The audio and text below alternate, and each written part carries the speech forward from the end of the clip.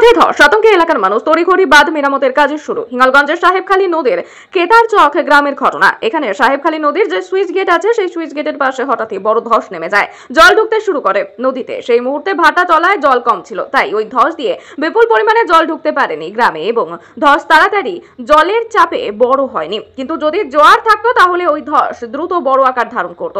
ঘটনার কথা জানাজানি হতেই হিঙ্গলগঞ্জের বিডিও ঘটনাস্থলে যায় এবং যুদ্ধকালীন তৎপরতায় সেই ধস মেরামতের কাজ শুরু করেছে।